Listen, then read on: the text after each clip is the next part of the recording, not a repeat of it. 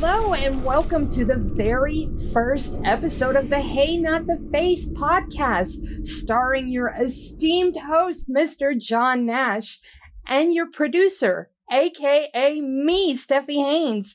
And John, I'm so excited for this because, you have been doing my show for a long time, and it's way past due for you to have your own show. I'm so happy to be a part of it, and I'm really stoked about our first topic. Oh, well, wow. I'm sweating bullets already. Though you missed the subtitle of the show. It's the Hey Not the Face podcast, not about porn. Not about porn. Okay, we're not taking shots to the face in that regard. No, you don't have to go that far. I mean, I was leaving it to the imagination. That was the pun. That was the humor. You know what? I feel the need to just lay it all out there. Yes, fair. Our audience is probably not a bunch of degenerates. They need to know that. So we do have the most interesting topic, and it's hot right now, and it is about contract status and all things revolving around Nate Diaz and Francis Ngannou for our first episode. You put together a lot of good stuff, and my job here is to posit these topics to you and have you explain them. So our first question here is, what is Nate Diaz's current status and what happens next? Oh, I have no idea. Show's over. Let's go. No. Current status, he just fought out his last fight on his UFC contract. And so based on the contract he has, the year he signed it, what happens next is there will be there's a 90-day exclusive negotiating period in that contract. So the UFC has the option of only negotiating with Diaz for those 90 days. After that, he's a restricted free agent. He can go out and negotiate with other promoters and sign a contract. But over the next year, the next 12 months, there will be the UFC will have a matching rights clause in the contract. They have the right to match. So whatever offer he gets, he has to present it to the UFC, and they have the right to match it. And if they do, he's back in the UFC. The matching period is a little different than the other. Well, yeah, there's an exclusive period, not exclusive matching, exclusive negotiating period. Okay. I don't know if I misspoke earlier, but exclusive negotiating period. You did not. Okay, so that's a 90-day period where he's technically no longer signed, his contract's terminated, but the UFC, he can only negotiate a new contract with the UFC for those next 90 days unless the UFC waives it. Okay, so we have two entirely different periods there, and that is what I was going for. Yes. My next question is kind of weird. I saw a tweet from Ariel Helwani that basically said that claims that Scott Coker is actually in discussion, in talks with Nate Diaz were patently untrue because of that negotiating period. Yeah. I mean, Helwani could be correct because if they're still in the exclusive negotiation period, it's also possible the UFC waived it.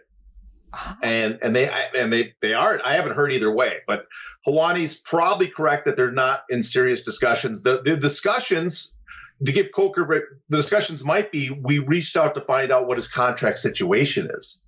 Upon further review, that is what I saw, is that he gave an interview saying that they had reached out but had not had word back.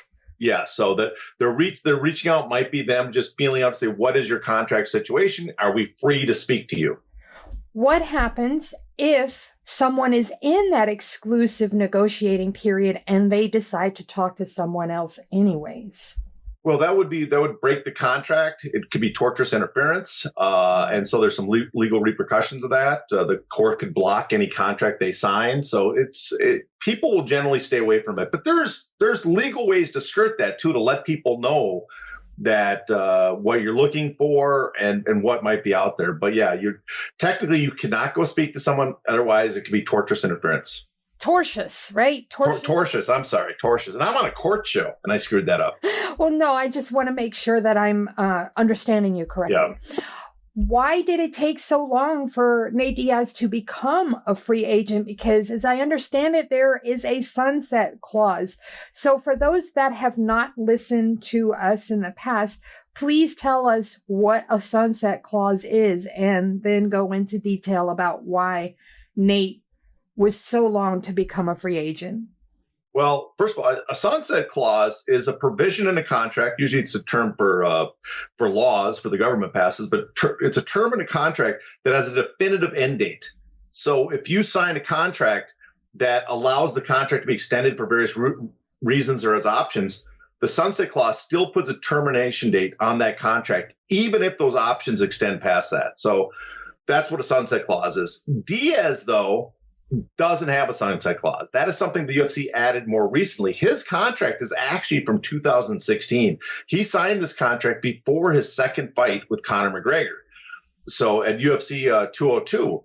And so it starts, the commencement date, because their UFC contracts start, the date they start counting is the day that you have your first fight. It started at UFC 202, and it's continued now for over 6 years. It was a 5-fight, 2-year deal. And so that 5-fight, 2-year deal has turned into a 6-year, 3-month deal.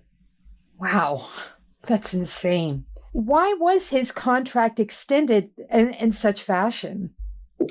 Well, that's I guess you could look at the antitrust lawsuit. That's a big part of it, is the UFC has tolling provisions. So he has a 2-year contract, and you assume that a 2-year contract only lasts 2 years. But every time Nate Diaz turns down a fight, they can extend that contract. They can extend it for the period that he's not available, he's injured, or for 6 months, whatever, 6 months minimum too. And so if they offer Nate a fight and he turns it down, they could accrue that time up. And so at the end, let's say he doesn't want to fight. It's not just they had 6 months. They go, we have built up time from before. We're going to keep adding them more. So it could be a year between your fights. And that's kind of what happened with the Chimaev fight. They offered Chimaev. He turned it down. They extended 6 months. But they were able to hold on even long. They didn't have to offer him another fight in 6 months again. They could wait longer because they'd accrued so much time for tolling. And my understanding is that for a long time this year, they've been offering Nate Diaz other fights. But those other fights include an addendum that would sign him to a new contract with the UFC. And so if he wanted to fight Dustin Poirier, he'd have to sign a new contract with the UFC. And so they were holding out basically the Chimaev fight only to get out of his contract. Question. If he were to turn down fights and let's say he retired with the lack of a sunset provision and say 3 years down the road, 4 years down the road, 5 years down the road, would he be able to come out of retirement and go somewhere else? No, we saw that unless the UFC waived the contract and released him. We saw it with his brother.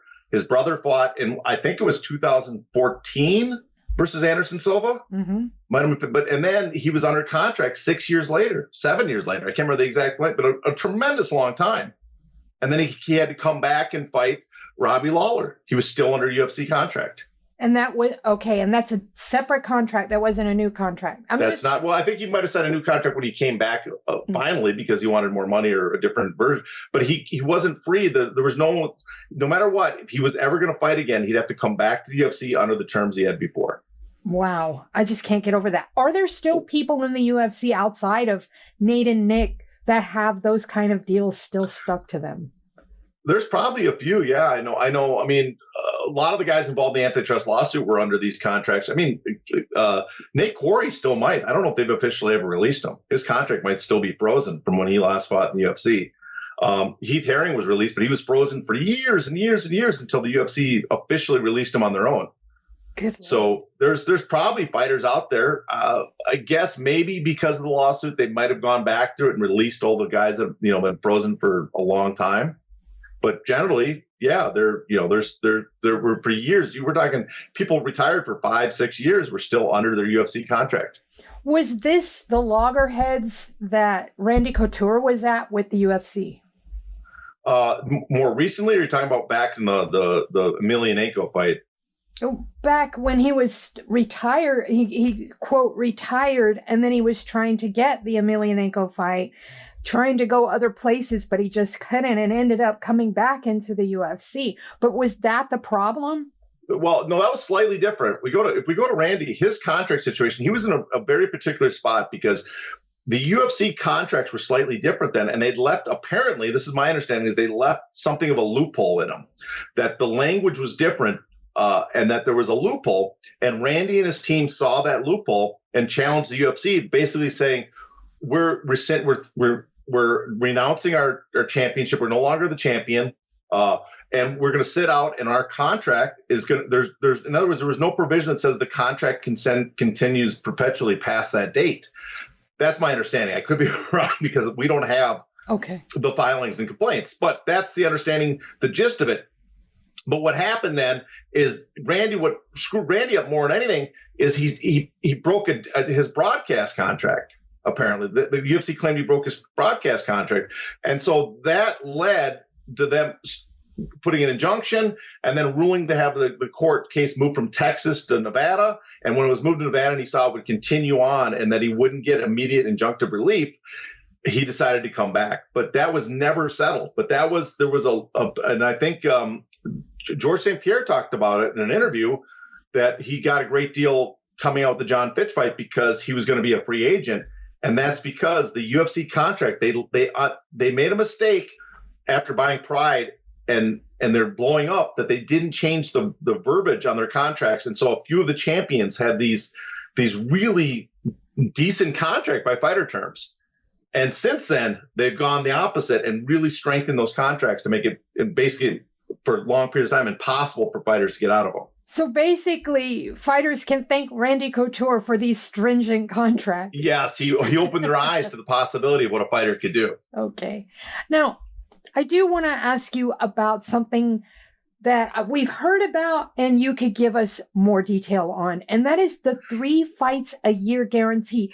Just last week, I was talking to someone about this, and I was under the impression it was just twice a year, just every 6 months. So could you elaborate on the 3 fights a year guarantee, please? Well, there's no such thing as a 3 fight a year guarantee. The UFC says that, but nowhere in the contract, and I've gone through the contract, I've talked to managers, I've showed it to lawyers, nowhere does it say they have to give you 3 fights a year. In fact, there's nowhere do they say they have to give you any fights. Is you're contracted for them to present to you like 5 fights over 2 years, let's say.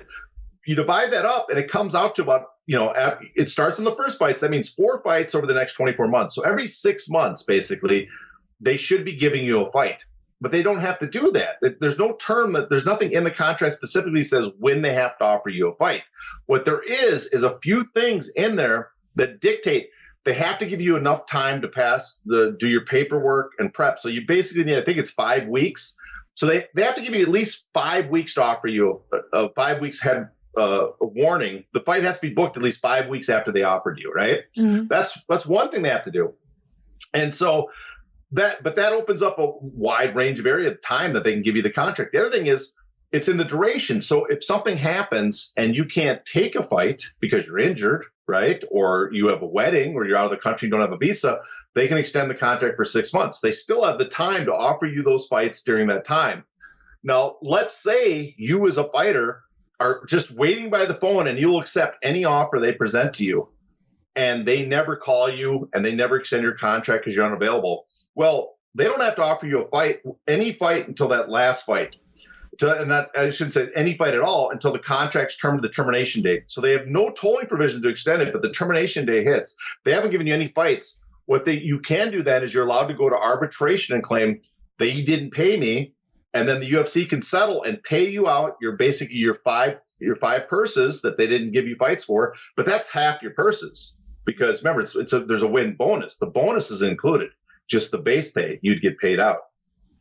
Oh, that is so awful. But I was close when I said around 6 months. I'm so glad. Exactly. I spitballed and got it right. But that's the part too. Is it's every 6 months. They always say 3 fights a year, but they're always counting, the day it starts, the midpoint, and the end a year later. But then that means there's only 2 fights the next year because you've already, you've had one calendar year. You can't count it towards 2 calendar years. But yeah, there's a lot of confusion about that. There's nothing that says they have to give you fights. There's nothing. People assume that if the UFC doesn't offer you a fight every 6 months, they have to pay you. They don't have to pay you. They just have to get you those fights before the end of your the duration of your contract, which could be several years. That leads me to a side question here. I saw Francis Ngannou talking about how the UFC has not offered him a new contract, has not made any offer to him. But he's in a unique situation because he had an injury coming out of that fight. I believe that was his last fight on his contract. There's so many moving parts here. So could you sort of break down his statements about not receiving a new deal? Well, they just haven't negotiated with him yet, I guess. They're waiting him out. I don't know what the UFC has no plans to re-sign him. If they're just going to wait to the end and then make an offer before his contract's up. If they're, if they're the other possibility is they don't know how to handle the idea that he has a sunset clause on his contract. So his contract has a termination date. And so there's that possibility too. Maybe they're playing a game of chicken trying to get Ngannou to convince them that sunset clause doesn't really exist, that they can extend the contract further or have him make one extra step and, go to court and say, listen, I need a determination on this contract. But so far, from everything I heard, they haven't made an offer. I imagine, though, as we get closer to that end date, there will be some negotiation, some talk. He's still under contract with the UFC, technically, because he was the champion when he fought out his contract. And there's a championship clause that extends that contract 3 fights or 1 year if you're the champion when the contract ends. So he fought his last fight. He was the champion. They extended it 3 fights or 1 year, whatever the shorter duration. But, okay, here's the other trick. For people that say, I won the championship, I can just sit out a year. No, if you don't accept fights, they can still extend those championship fights 6 months every time you reject a fight. So that could, in theory, go in perpetuity. But here's what Ngannou has. Ngannou's contract says that there's an end date, a termination date on his contract 5 years after the start of it. And he started fighting. His first fight on that contract was January 2018. 2023, that contract will come to an end, according to the contract. I haven't seen his contract, but according to all the other UFC contracts I've seen since 2017, all of them have that. And Ngannou confirmed in interviews that he has the sunset provision. GSP has confirmed he has it too, as a note. So 2023 should come to an end. Now, that just is that terminates the portion of the contract that handles the duration of the fights. There's still other parts of the contract will still be in effect. The new contracts that I've seen have no exclusive negotiating period. So there's no 3-month exclusive negotiating period in the new contracts, but there is still the 12-month matching right clause. So it could be the UFC is going to wait for his contract to end, wait to see if he gets an offer from someone else, and decide if they want to match it or not. Wow. I like the fact that they're not requiring the 90-day negotiating period anymore. That's pretty cool, at least. Yeah, well, there's a lot of changes to these contracts. And what the changes obviously seem to be is a direct result of the UFC antitrust lawsuit, because the changes that I've seen is there's no longer an exclusive negotiating period in the contract. There's now a period where there's a termination date for the contract, a sunset provision. There's also a sunset provision on retirement. So if you retire, it's the same thing, 5 years and you're done. They give fighters the right to use some video footage for their own personal use. What's the other change that I saw that would, and also there's after you're done, your contract's done, the UFC only retains your image rights for 2 more additional years. It's not perpetuity anymore. Oh, wow. So they can't put your image in those video games unless they come to you after 2 years. Yes, exactly. It doesn't go on forever like it used to. If you look, all those items were problems raised in the antitrust lawsuit. Those were things that were raised as concerns of why the UFC was gaining monopoly power over the market. And so what makes it obvious that this was done because of the antitrust lawsuit is the first lawsuit, the Kung Lee, John Fitch, Nate Corey lawsuit, was filed. The date that covers is from 2010 to 2017. The middle 2017 ends. Then CB Dalloway and Cajun Johnson filed a second lawsuit, right? And that lawsuit takes up the antitrust lawsuit from mid-2017 till now. Well, by inserting those changes at that point, they've divided the 2 suits. The 2 classes are different because they have different terms. At least that's the attempt the UFC is trying to do. They have different terms to those 2 groups. So those are different. They were going to claim those are different classes, and possibly they're going to claim that any damages should be limited to that first group because we've stopped our behavior with the second group. Got a couple of quick side questions here with the antitrust suit. It's clear that they're setting themselves up where that in the event they take a loss on this suit, it looks good when they make their summary judgment because they've made all these changes.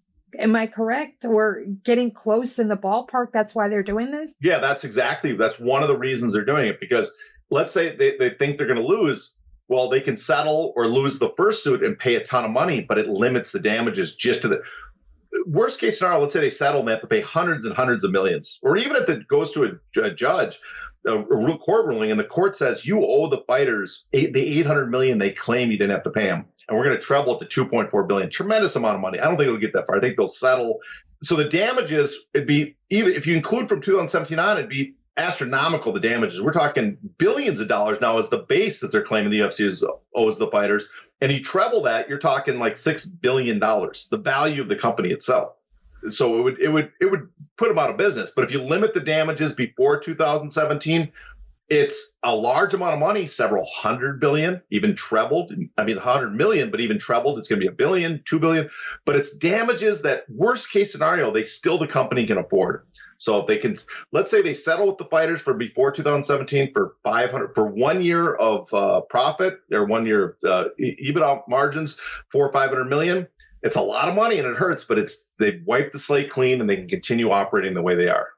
My second and last question on the antitrust suit. If they win, are we going to see the contracts go back to the draconian era of the UFC? Well, if the fighters win, you're taking, or if the UFC wins. If the UFC wins. If the UFC wins, yes, it's possible the UFC will repeal some of the changes they've made. They'll feel we don't have to. We've won the case, and these are not considered violations. But of course, at that time, those changes might be baked into contracts, and fighters expect them to be there. Yeah. And so it might be harder for them to unwind what they did. All right. Now, we were just talking about Francis Ngannou. I'm curious, what's different about Francis Ngannou's contract and Nate Diaz's contract? Well, we kind of went over it. The big thing is Francis Ngannou has a sunset clause where Francis' contract was 8 fights, 40 months, I believe it was, so 3.5 years. But even with extensions and all these other things, tolling provisions, he's been out injured, they can extend a champion clause. His contract ends at 5 years. Nate's contract was basically half the duration, 5 fights, 2 years, and they could extend it as long as they wanted until he completed that contract. So that's the major difference. In fact, if Nate, if that fight hadn't happened, Nate's contract probably would have extended further. Yeah. If Nate had got injured or turned it down, or if they canceled the card, they could have. There's a provision in their clause that says if the fight is, canceled for rules beyond the UFC's control, that not because the UFC did, and which is they weren't responsible. It's Chimaev missed weight, not them. Then they can extend it until they can put the fight back together. And so Nate would have still been under contract. But Ngannou's big difference, he has this sunset clause provision, and that's a game changer in many ways for fighters, because there's no longer, it's still 5 years a long time, but there's an option. There's a window of possibility that there's an end. On the horizon, there's an end to my contract. Where old fighters, we looked, like I said, about Nick Diaz, he's under contract. He's tired, doesn't want to fight for those terms. He can sit out as long as he wants. He's never getting out of that deal. Question. Before this 1 year exclusive matching period that Diaz and Ngannou are facing, why is it that they can't take on a sport outside of mixed martial arts? Why can't one of them just go over and box Jake Paul or something? Because the contracts specifically include other prize fighting. That's exactly what I was going for. Yeah, it includes boxing, kickboxing, pro wrestling, all that stuff's covered under it. Even pro wrestling? Even pro wrestling. Wow. So ironclad. I hate it. All right. How effective is Ngannou's manager and Diaz's manager? Are they handling business? I mean, I feel like Francis Ngannou's manager is really getting down to the nitty gritty and doing good work. I don't know much about Diaz's management team. I know he has a manager and a contract negotiator. So could you break those down for me? Well, I mean, it's hard to say without being privy to the negotiations themselves. But I have to give their management credit, because their managers are taking advantage of the situation. Other fighters' managers would, in fact, I remember when I did an article about the sunset clause, the change UFC contracts last year, and I spoke to some managers. They were not aware even of the clause. They didn't. In fact, they were surprised at some of the changes. It's like they hadn't been reading the contracts. They were so used to accepting what the UFC offers, and that was a little shocking. So you got to give them credit. First, Markel Martin, got to give him credit, because he was aware of this, and he mapped out Ngannou's career to give him a chance to fight out his contract and have much more leverage in negotiations. I mean, there'll be questions of what the leverage he has is, but still, he's got a chance to actually market himself much. He's not dealing with just one negotiation with one entity, the UFC. He has multiple parties, which always drives up your pay. So I got to give him a lot of credit because he was aware of that, paid attention, where a lot of management doesn't seem to be aware of that. And you have to give Diaz's management credit because as much as they've been stuck in a 2016 contract, they've also been strategic in only fighting him in big fights, limited number of fights, preserving his value, and now getting him out of the contract where he has a chance to probably box Jake Paul for a lot of money. So, I mean, I got to give him credit that both of them have had the foresight to at least attempt this, where other management has been very clear that they will accept what the UFC offers. Which fighter has the better options or higher earning potential? Well, it's hard to say based on right now because it depends on who their opponents are going to be. Diaz, I think, has the higher upside because Diaz's potential opponent is Jake Paul. If Jake Paul can not get humiliated against Anderson Silva, which is no done deal because there's a chance he might get humiliated by Anderson Silva. But there's also a chance because Anderson Silva's old, he might win or at least look acceptable. If Jake Paul and Diaz can have a fight, I think based on the interest shown by casuals, by traffic, by the interest that people out in the boxing world have said that there seems to be for that fight would do a lot of business. You're talking about, let's say 700,000 pay-per-views minimum, maybe 1 million. So Diaz would make as much in one fight minimum as he's made his entire UFC career. That's a pretty good payday, potentially more. So that's the big one. And on top of that, he has other possible big fights afterwards, earning potential. PFL is sitting on a lot of money. He's not going to join the PFL tournament, but they want to start a pay-per-view. They're probably willing to throw out a lot of money to put a pay-per-view event with Nate Diaz headlining it. There's also the possibility down the line that Conor McGregor could be available to fight, or he could negotiate with the UFC if they want to put that Conor McGregor fight together. So he definitely has probably bigger options. Ngannou, though, still there's the boxing potential. Who knows what's happening with Tyson Fury, if he's going to be available to fight Ngannou anytime soon, because he's got possibly a Joshua fight, possibly a Usyk unification fight. But if that fight happens, it's not going to be anywhere close to McGregor Mayweather, but it doesn't have to be for Ngannou to make more than he ever did in the UFC or ever would make in the UFC. And then the other thing for Ngannou is what other MMA fighters are going to be available for him in an MMA fight. And if some other fighters have their contracts are coming to an end, then there's a possibility maybe he can get a big fight signed outside the UFC. How likely is the UFC to make offers that these guys can't refuse? Well, I guess they can always refuse it, but there's a good chance that Diaz, I doubt the UFC is going to match him because Diaz is in a situation where he's going to want a split, a true split, not like 5 million in pay-per-view points. The pay-per-view points is not a split. That's a bonus based on pay-per-view. He's going to want something like, I want a third of all the revenue for the event I'm on, right? And something like that, the UFC is never going to agree to. Would they allow him maybe 15%? I don't think he would settle for that. I think, truthfully, he's going to want, let's say, a quarter minimum. Mm-hmm. But a quarter is... Yeah, so let's see, a quarter versus McGregor is 100 to 150 million generated.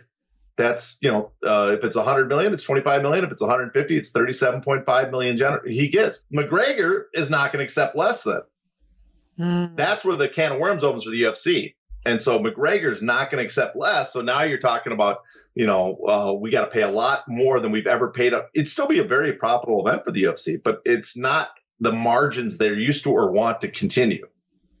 Is there anything that would improve Big Francie or Nate's or even other fighters' leverage with the UFC? Well, the big leverage point for all of them is what other fighters are available to become free agents. And these two guys, if they leave the UFC, that also gives other fighters more leverage.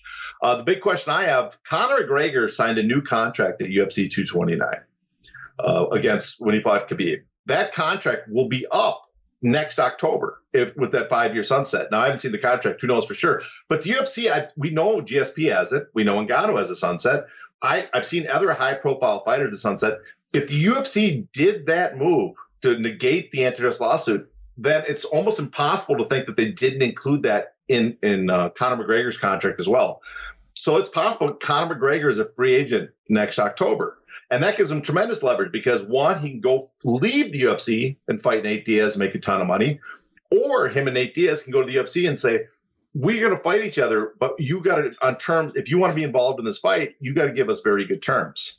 And so that's the dilemma that the UFC is going to find themselves next year, probably. Give me a fighter that we should be keeping an eye on to follow Nate and Francis Ngannou.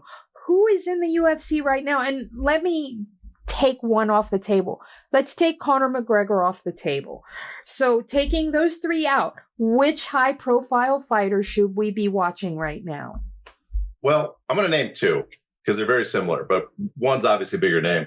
And that's at heavyweight. It's Stipe Miocic and John Jones. Okay. Because I'm intrigued when I don't know exact date they signed their previous contracts.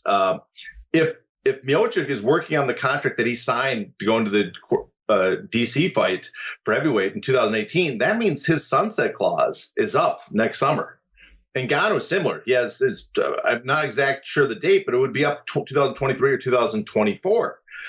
If that's the case, it might be worth those guys. In fact, maybe that's one of the reasons Miocic hasn't had another fight and why they keep there's always rumors that he's going to sign on for like an interim fight, a title fight, or a title fight, but hasn't signed.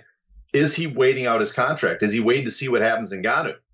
Because if that happens, then there's the possibility that they could also fall on Ngannou, and that an Ngannou Stipe rubber match could take place outside the UFC somewhere else. And people are like, well, they obviously couldn't offer as much to the UFC. Well, the UFC easily could pay them more, but the UFC member pays them a small percentage. So you wouldn't have to do the numbers that the UFC does for those guys to make more outside the UFC. And that's what I'd be interested in seeing. I do have a slight backup question, if you don't mind, in regards Nate Diaz. You talked about how the UFC doesn't actually have to make you fight offers as long as they make the offers within the allotted amount of time, right? I'm understanding that? Yeah, Okay. There's no set period that they have to make this offer. They don't have to offer 3 fights a year. They just have to offer the 5 fights by the end of the duration of your contract. What about Nate saying that he had offered to fight this person and this person and this person, how Dustin Poirier wanted to fight him, how Tony Ferguson had wanted to fight him, and they were all a go and they were all, mutually in agreement. Nate put that out there like by virtue of him offering to fight that should have satisfied the contract arrangement. I have to get your take on that real quick. Well, it doesn't satisfy because that's been an official offer from the UFC. But he's right, though. I mean, when people say Nate's turning all these fights down, he did not refuse to fight those guys. In fact, my understanding, could be wrong, but my understanding is that the UFC sent him an offer to fight Dustin Poirier or other fighters. But with that offer came an addendum, an extension to a new contract, basically attached to the offer. In other words, he would have to sign the bout agreement. He would have to sign a new contract with the UFC, extending his contract, like let's say 3 new fights. And so he wouldn't be leaving the UFC. It wouldn't complete his contract and create add a new number of fights to his deal. And so Nate, all these guys can agree to fight, but it's only at the UFC that's in their contract. They have to offer the fight. They get to choose. And they wanted him apparently to fight, as we know, Chimaev, which didn't happen because of a fluke and because the UFC, it turned out the best for Nate Diaz because the UFC had an event booked. They sold tickets. They didn't want to refund this. They didn't want to get their fan base upset. They wanted to collect their 15 million or whatever they get from ESPN for the pay-per-view.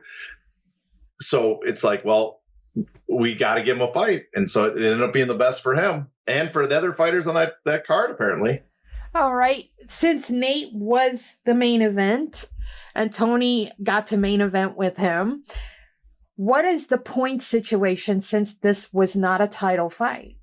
I'm not sure. I don't know what typically the contract calls for, that you get points only if you're a defending champion. Now, Diaz's contract set, we know from the Conor McGregor, he's mentioned in the past that his contract's different in fact that he gets the pay-per-view bonuses and stuff based on his card placement and for non-title fights. So he's getting pay-per-views. Ferguson, I imagine, I'm just going to take a guess here. If I'm guessing what he got, maybe all he got was to drive that Bentley around. But I'm guessing. I was going to say they gave him a used Bentley to drive around. But I'm guessing to be in that he asked for that he get paid basically his.